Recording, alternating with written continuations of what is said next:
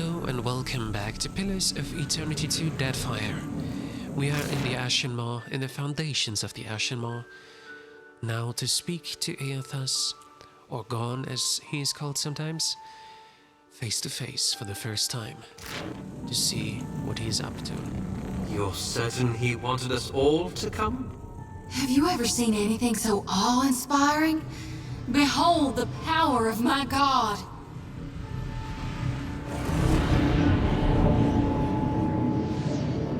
Watcher, I wasn't sure you'd make it. But there is enough of you in me to grasp that you had a better chance than most. Some would say it's because you have a strong soul. Great deeds come easily to one so spiritually blessed. Or have you become great because of what has been thrust upon you? Watcher of Cadnua, Herald of Berith, Hound of Eothas. Oh my god, you're really, this can't... I see you, Shodi. I am glad that we could meet, even if it is under quite unpleasant circumstances. This is really happening, right? Gon, your humble priestess is before you. Please, tell me what you require of me. How do I save more lost souls than I can carry in one lifetime? Face bright red, sweat beading her brow. Shodi stumbles precariously closer to the edge. Lantern rattling, she catches herself. A mere moment before she would have toppled over. I thought I would have to read it, but Idwin is reading it for us. I know that you have undertaken a noble mission, but I will tell you what I told the Watcher. You need not fear for the lost souls of this world.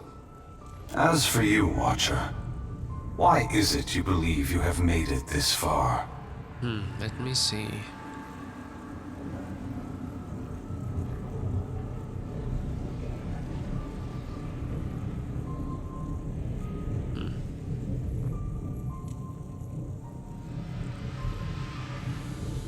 Well, good fortune and good people have carried me the whole way. I'd be nothing without them. As would we all. But you have come a great distance for answers. What would you ask of me, Watcher? That we have! And I got a request. Down here. Gon, look how full my lantern is! I've been harvesting day and night for you, my god. Lantern rattling. rattling, Oh, sorry. sickle gripped so tight her knuckles are white. She waves her arms over her head as she shouts. It's just not... I'm not used to this. Eothas flashes a quick, pleased glance. Maya cocks her head and listens. My dear Shodi, I do not mean to diminish your presence here. But this is a question that the Watcher needs to answer. He alone was tasked with pursuing me. The gods have placed him in this fire. It is only right that we speak together now. I need to know why you've come back. You need to know? Or Berith? Or the gods?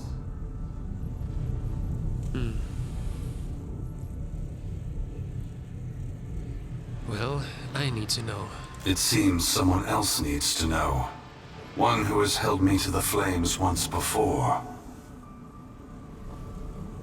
Margaret is prepared to take drastic measures to stop you. Margaret fears what I will do. Just as she feared what I would do in the Deerwood. But this time, there is no power on Eora or in all of hell to stop me. Understand that what I'm saying is neither a boast nor a challenge. It is the clearest statement of truth I can give you. Give Berith, in the hopes of dissuading you from taking actions that may harm others. What are you going to do? Force gods and mortals alike to open their eyes to one another. It seems my sister does not like the sound of that. Can you be more specific? What are you trying to do? I want to return the gods to our original purpose, and to allow mortals to worship us, or ignore us, for what we are, not what we pretend to be. Shodi gasps sharply. For once, too stunned to blurt out a response. Her eyes are wild, with too much white showing, when she glances from Eothas to you. What's that mean? You're gonna tell them the truth? Adair looks away from Eothas for the moment, his eyes darting back and forth, as if between possible outcomes. I need to keep myself back here. When I entered Widewin, I did so with the intention of illuminating the history of Angwith. I wanted to show all the nations of the Eastern Reach the machines we had used to create ourselves, how we had hidden our true nature from mortals for millennia. But even if I had succeeded, my words would have been easy to deny. Belief creates the foundation upon which a mind's reality is built. Some minds can never let go of that foundation.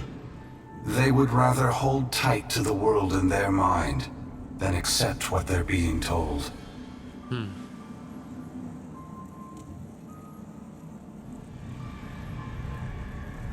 Why is it so important that mortals know that the gods came from the Angwithans? We began with a dream that if we provided guidance to mortals, each generation of souls would grow stronger. And if the souls grew stronger, societies would become better, moving ever closer to achieving the potential we believed all mortals have within them. Over 2,000 years have passed. Hundreds of generations have been born, lived, and died. If the world has improved under our guidance, mortals should be prepared to understand the truth. If they have not improved after all of this time, then we have utterly failed in our aims, and there should be a reckoning of our faults. The time has come for a new covenant between gods and mortals. One forged in the light of truth and understanding between our kind. I will leave this place and go to the lost city the Huana call Ukaizo. It is there that all souls pass through the machines of the gods, where all souls pass into the beyond before beginning their next life.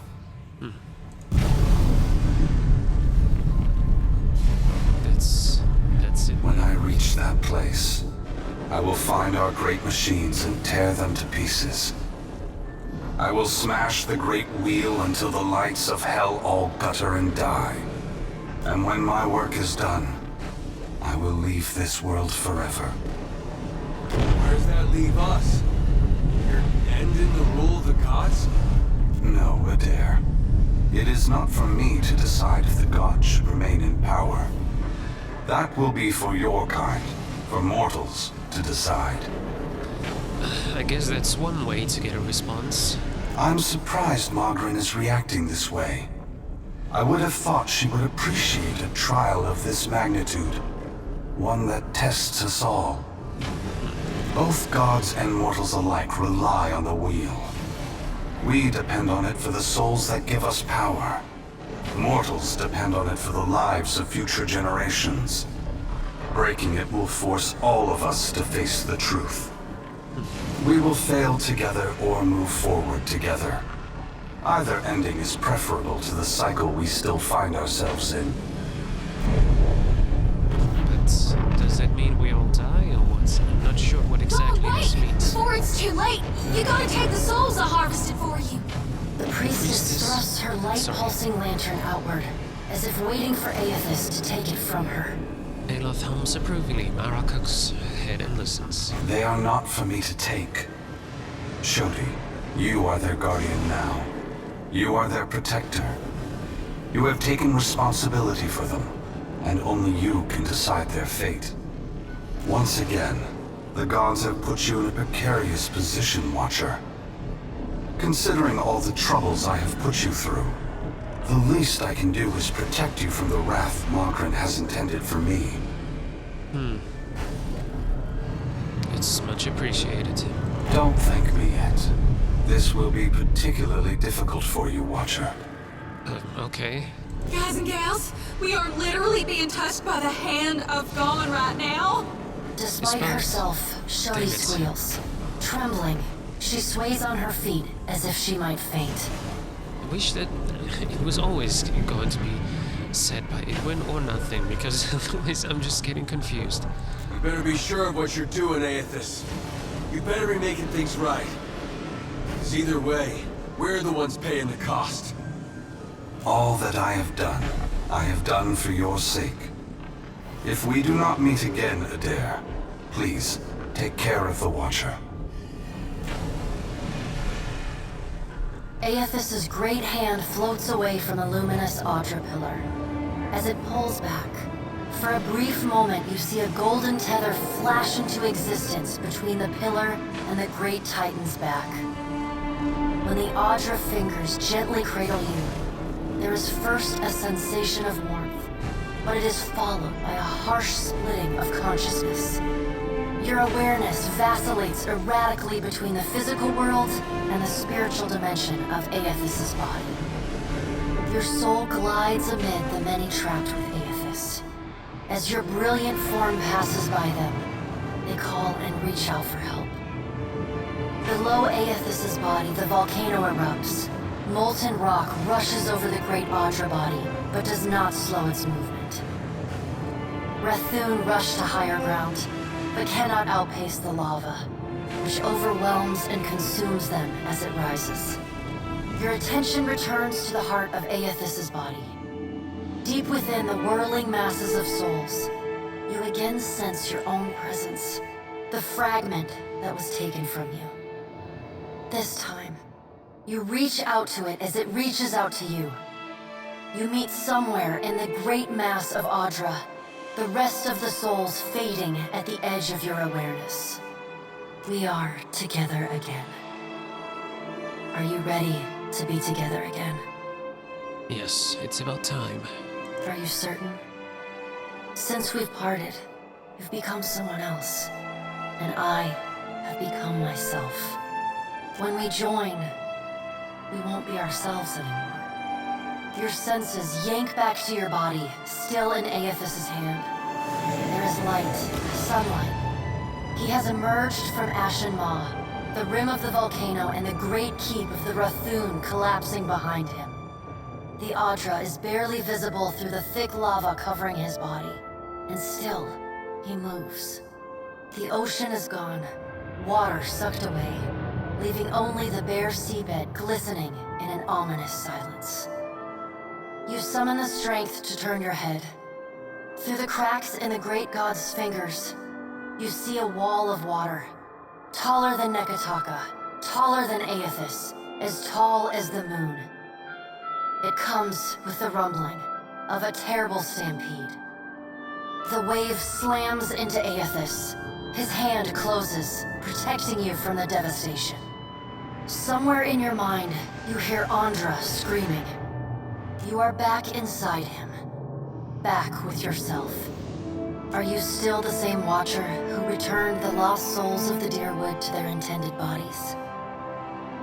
A light shines within the soul as it observes you. Waiting. I am. I am, and I will do everything I can do to save these poor souls before I am done. Good. Then this should be easy. You feel cool air, seawater. The back of your mind pulls your attention back to your body. Eothas stands amid the now calm waves. Kraken futilely clinging to his limbs as he gingerly sets down your ship with one hand. He carefully opens his other, setting your body on the deck. As your head comes to rest, your vision rocks forward, pulled back into the Audra, back to your soul. Some of us is lost to him. Fragments and the empty spaces between them. They will always be a part of him. But we are still us. And it's time for us to go. Together. Together. The soul rushes toward you, flying into you with ferocious speed. You are thrust back through the Audra, out of the palm of Eothas' hand, back into your body. You can feel the sensation of your skin, the warmth of the Audra, but you are not fully in control. The other soul struggles to reach the surface of the body's consciousness, but you pull it down. Entangled, you float in a dark, boundless expanse. The more you fight each other, the closer you become, until somehow, impossibly, every piece of you is touching every piece of them. Through the distant window of your eyes, you see Eothas push slowly against your ship. Though his touch is light, it is still the touch of a god. The ship lurches, rapidly tearing across the water southward. His hand pulls away from your ship's wake, his body straightening, towering overhead. The volcanic rock, now cooled and gently steaming, sloughs from his body as he moves. The Adra beneath is still immaculate, unmarred. He watches you depart, and you hear a voice in your mind as you sink deeper into the blackness of sleep. Tell them what you have witnessed, Watcher. Tell them what is coming. The windows of your eyes retreat into the distance. The fragment of your soul is so close to you in the darkness that you can't tell if its thoughts are separate from your own. Eothas is going to Ukaizo? Eothas is going to Ukaizo. He's going to stop the wheel? He's going to stop the wheel. Eothas is going to Ukaizo. Eothas is going to Ukaizo. He's going to stop the wheel. The words repeat in your mind until they become an incessant, meaningless mantra. Involuntary meditation in the emptiness of your unconscious. When the words finally dissolve and become part of the darkness, you see a pinpoint of light. You no longer sense the other soul. No longer sense the person you were before Eothas touched you. You swim toward the light. As you come closer, the light becomes two blurry spots of radiance. You settle in behind your eyes and feel your lips already moving, mumbling. Around your body you sense familiar scents and sounds, voices raised in shock and alarm. You take control of your mouth, opening it wide and drawing a great breath. A pounding headache drags you most of the way back to your senses. Your vision blurs and an acrid taste fills your parched mouth. The details of the room slowly come into focus, the sounds of an ongoing debate, a distant echo. Are we simply going to wait? What if he never wakes up? Are those frilled collars stuffed in your ears? If the Watcher's mumblings are right, then Eothas is marching on Ukaizo. We have to move. In the brief silence, you hear Hazanui Karu's boots scrape against tile as she paces. He's seizing power from the very gods who betrayed him, destroying the wheel to make sure they never come back. She shakes her head and chuckles with grim appreciation. It's a coup, and we have to muster the strength to stop it. The unraveling of Kohopa from Tangaloa is our greatest test from the gods, I say. We must live to deserve the world they make for us. Onikaza rests her chin on her fist and considers. The assembled leaders turn their attention away from each other in a prolonged and thoughtful silence. At last you feel fully present and steady on your feet. The attention of the room abruptly shifts to you, filling the void with expectant whispers. I'm fine, not that anyone asked. You bear witness to the work of the gods. It seems they are not finished with you yet. You look about as befuddled as I feel, Watcher. Welcome back, Captain. If you're wondering about the taste, Ishi was trying to feed you bugs while you were asleep. Thanks, Ishis. You know, every time you come back from the dead, it's a little less exciting. You gotta space it out more. It seems you've been talking in your sleep about Eothas' plan to destroy the wheel. Our friends here are understandably concerned. he looks around awkwardly at the assembled leaders. Join our talks, I say. Rational discussion will gust away the ominous smoke rising from Ashen Maw. Onikaza gestures to you with an open palm. The Deadfire is no stranger to cataclysm. We can survive by cleaving to a shared purpose, a greater good, Akira. She looks to each of the envoys in turn. For what else did the gods place us here? We who have ships and resources enough to make a difference. Castle glances around the room at the gathered parties, his brows climbing. What we need is brass. Roatai has ships and cannons aplenty, but the only way I'm sending them is if... She breaks off at the boom of a door slamming open. Commotion echoes from the entrance hall as everyone turns toward the noise, a hand strays to her gun. The sound of approaching footsteps grows in volume as a courier scrambles into the throne room, panting and glistening with sweat. His mouth opens and closes like a fish gasping desperately for breath. Ships have formed a blockade around Queen's Berth. Their commander demands parley with Serpent's Crown. What? But what about our ships? I must get a message through to the captains. For what do our enemies paint a target on their hull? This is a stirring bid for my attention. Onikaza narrows her gaze past the open door. Send word to my water shapers to drain the sea around the flagship. I would parley on better terms than this. Onikaza begins to rise, but the courier speaks up ahead of her. My queen! They fly the colors of pirates! The Principi are... Well, what have we here? Captain Eothas, and confident voice booms from the open door.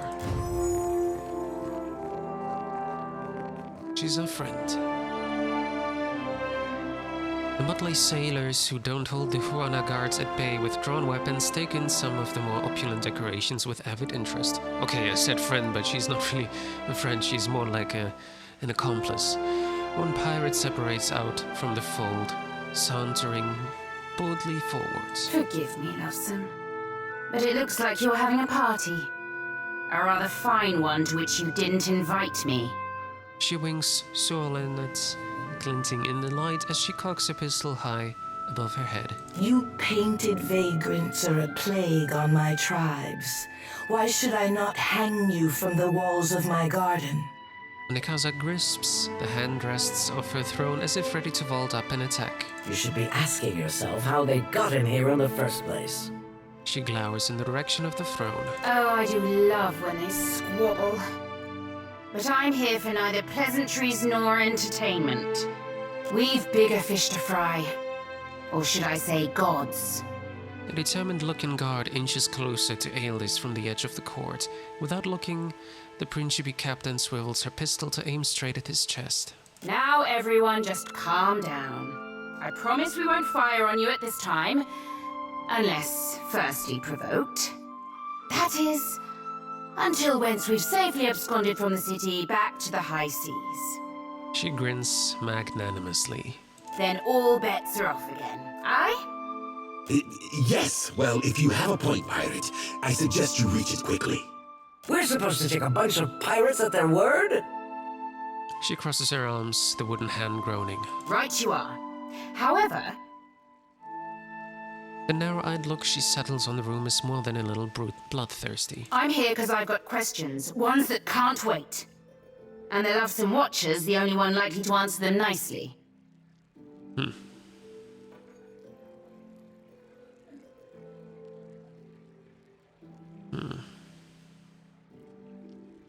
If we want to reach Hokkaido, we need every ship at our disposal. Hokkaido? What's the lost city of gold got to do with a god on a rampage? Using the barrel of her gun, she tips her head back curiously.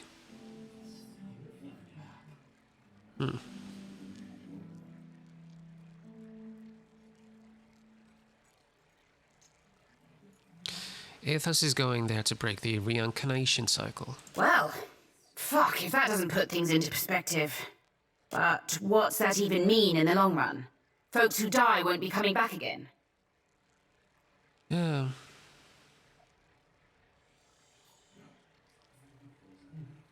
Their souls will be trapped in the in-between. This is all dark and foreboding sounding. But what's it mean for my soul? I mean, I like the idea of pirating throughout the Great Beyond as much as the next gal. But if, say, I got no awareness after I die, does it even matter what happens? Ak, of course you have no interest past that of your eyes and your stomach. Let us speak now of what can be done. Must be done. Watcher, you know best of all of us what our options are. Our only hope is to reason with him. If he's heading to Okaizo, then the time for speeches is over. You say that now, but we're going to go there anyhow, so let's try. We have to act quickly. Defending Okaizo is the highest priority. A pensive, focused look sharpens the lines in her face. She scratches her cheek with the fingers of her wooden hand. Our ships are fast and well equipped. We could sail to the edge of Andra's mortar. See if Eothas' passage opens a way through the storms. She narrows her eyes, watching the others. Of course, finding Okaizo once we're through is another matter.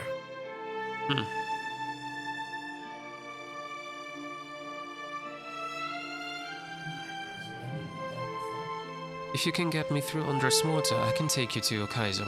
That's so. You just might be able to save us. She scratches her chin, an eager glimmer in her eyes. We speak of collectively sailing for Andra's mortar, but this crown will not support any plan that involves a single outsider ship landing on the shores of Ukaizo. A hush falls across the room as Onikaza makes her proclamation. It is for this moment that the gods test me.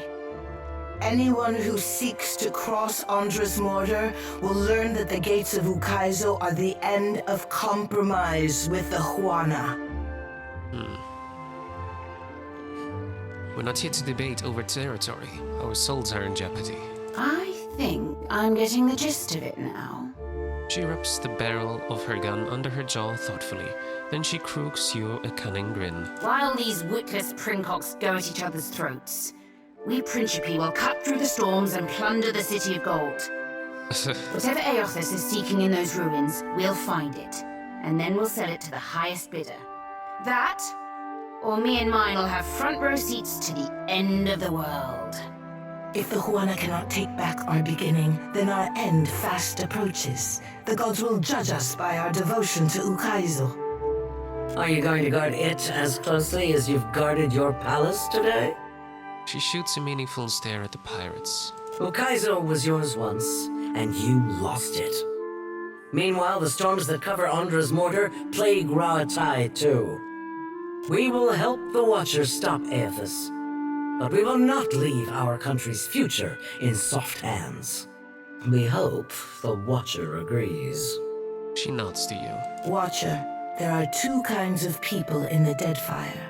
Those who have called it home since time immemorial, and opportunists.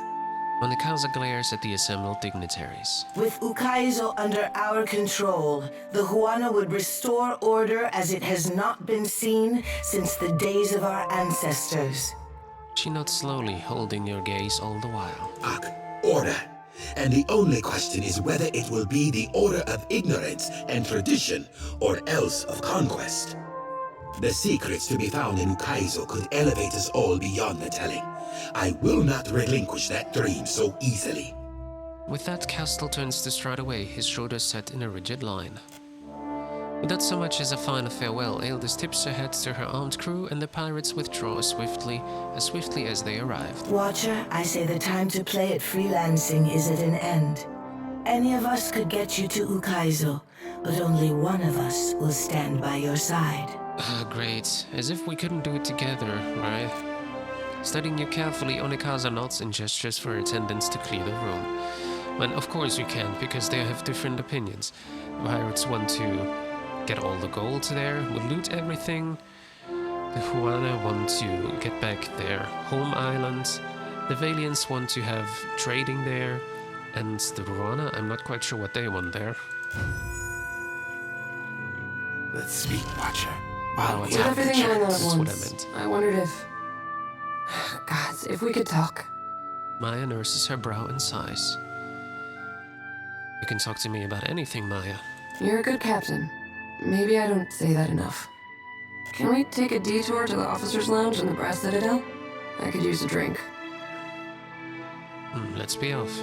I appreciate it, Captain. Hope you don't mind if I gather my thoughts on the way. She releases a heavy sigh and nods. Well, that's something we're gonna do first. I'm not going to talk to them here. Forge alliances or prepare your ship for a hard voyage. I could do it on my own, it seems. Could no doubt the local powers will want to put me to work in support of their cause to reach Ukaizo. Committing to any of them is sure to anger the others in the end. I could also go it alone, but the Hunter won't survive the journey without significant upgrades. I'd need the very best hull and sails available in the Deadfire. I can find the Valiant Trading Company headquarters in Queen's Berth. The headquarters of the Huana are at the Kahanga Palace in Serpent's Crown.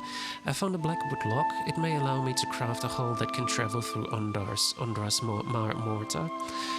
The Royal Deadfire Company's headquarters are its Imperial Command in the Brass Citadel. The Principe San Patrino organize their forces at Balefire Beacon on the island of Dunwich. I'm not going to tell you now what I'm going to do, but I am going to talk to Maya in the next episode, and then we will see what to do. We still have to do this.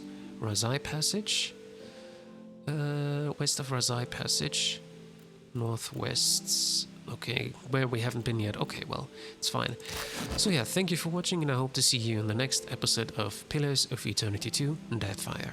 Until then, bye-bye.